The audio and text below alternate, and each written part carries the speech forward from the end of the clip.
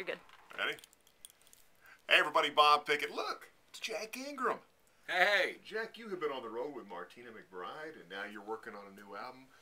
Okay, what's the best thing about being on the road with Martina? I understand the catering, the food is pretty good, It's right? phenomenal, man. There's a company called Dega Catering, D-E-G-A, and they go out on, I think they're out on Chesney's tour and out on a bunch of different tours, and they're just top notch, man. It's like nothing on a bun or on a stick. It's just good food. Well, when it is on a bun, it's like, you know, the gourmet type of stuff. I mean, it's unbelievable. It's like if you took, it's a moving neighborhood, upscale, like coffee, great food joint. Really? Like, you know, you walk in, like in Austin, we got them all over in Terrytown and all those places where it's like Hyde Park Cafe. It's kind of like that, like a moving Hyde Park. Wow. Where it's like you could get fantastic soup all the way down to sausage, you know, badass barbecue, the whole bit. It's every day they move to another location. It's not bad at all. So that was, I mean, getting to see Martina every night. I mean, that's yeah, cool too. That's cool too. But the catering was phenomenal. It was great. Did you spend any time with her husband, John? Yeah. He's a cool guy. John owns a recording studio in Nashville. It's called Blackbird. He owns a recording studio called Blackbird Studios where, like, everyone from Martina McBride to Taylor Swift, Keith Urban does some stuff there, I think, and like Kings of Leon and like really cool rock bands. It's just, it's a world-class recording studio, and he's a world-class, crazy. He's great. He's great. He's fantastic, man. He's certifiable in a great way. He's really a lot of fun. Did he show you the Beatles memorabilia that he's got? Oh yeah, oh yeah. He bought.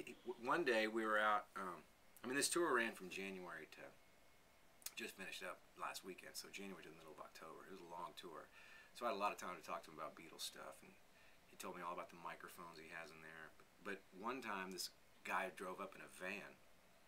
And a bunch of boxes in the back of the van, and John was so amped up and excited. And my guitar player went over to him and was like, "What's going on, man? What like, you know, what kind of deal's going down here?"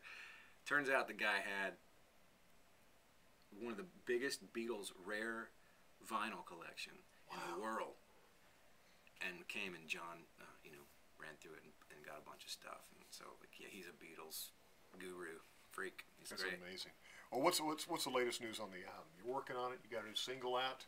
Yeah, I had a new single called "That's a Man," which officially came out yesterday, and had a great first week. We've had actually leading up to it, you know, a bunch of radio stations have jumped on early because they believe in it so much, and so we're already like hovering in the top 40 first week out, which is it's amazing. You know, my history is like it's way better than what I've ever done before, so I'm very excited about that. And making a new record. I've finished roughly 8, 9, 10 songs, and we'll go in and have another session probably to round out the record while the singles climbing the charts, and it should be out, if all things go well, March. Keep your fingers crossed. Did you know that Jack was in a movie? Jack actually was in a movie called Hope Floats, but Jack's on stage, but yet it's Garth's voice singing the song. Yeah. You talked to Garth about this? No, I didn't bring it up with him. That was one of my first lessons in how harsh this show business can be. You know, I spent 3 days in a 104-degree dance hall in Texas filming that thing, and all of a sudden Garth shows up, like, you know, right underneath me. I was like, wait a minute, man. Actually, though, Harry Connick Jr. and Sandra Bullock, if anybody watches that movie, actually did dance to one of my songs called "Coming Back for More." And then, like, this mysterious voice comes back and says, "Hey, we're going to take a break," and it's not me. And then that Garth Brooks singing that Bob Dylan song came on, which is a fantastic song. But and then they start slow dancing. But as they're slow dancing, you can still see us in the background going, playing. Welcome to Hollywood. Yeah, like, Hollywood, yeah. And believe it or not, man, this is the other harsh reality of that particular situation. And it was all a positive situation for me. I got paid well to be there, and it's been tremendous exposure over the years because it's on like TNT every other night. Right. You know.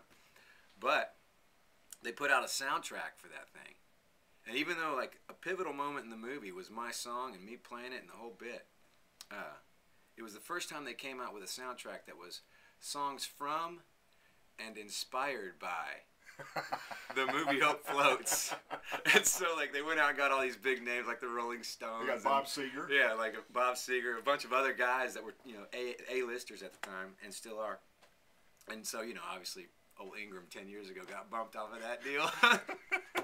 I was sitting at home going, "Are you kidding me?" And at the same period of time, the record label I was on got yanked. The plug was pulled on that. Right. And it was the summertime.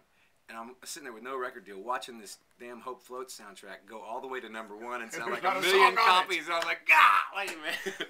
Well, let's talk about it, because you're also have just wrapped up another movie. Yeah. Haven't you? Well, I helped get another movie started that I'm actually not going to be in at this point. Okay. But it was a whole lot of fun. It's not, that movie business, you think the music business is tough. What happened is that a lot of times these independent people that make independent movies, they have the script, they have everything, the concept, everything ready, but they just don't have the money.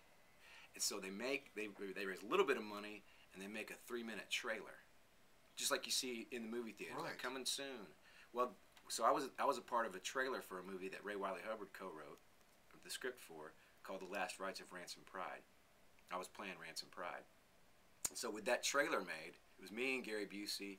It was a lot of fun. It's crazy. We did it out where they did where they shot the Alamo. Okay. Out there on Hamilton Pool Road.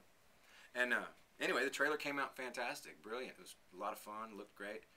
They went out and got the money. And got somebody else to be in it, and got, well, and the same deal, it's like, it's just business. It's like, well, who's playing your part? I don't really know yet. He better be good. He better be good. He better be good. It's like the guys with the money were like, well, it's wait. Garth. No, wait a minute. Yeah, it's Garth Brooks. He's playing Ransom Pride. But it should be. They're filming it right now, and I've heard it's going to be brilliant. And I'm wishing them the best, because I was a part of it. Right. And I'm not an actor, man. I hope to do some of that stuff, but I got a day gig. Eventually. Well, let me tell you, the man with the coolest voice, singing and talking. This is Jack Ingram right now. Thanks for joining us.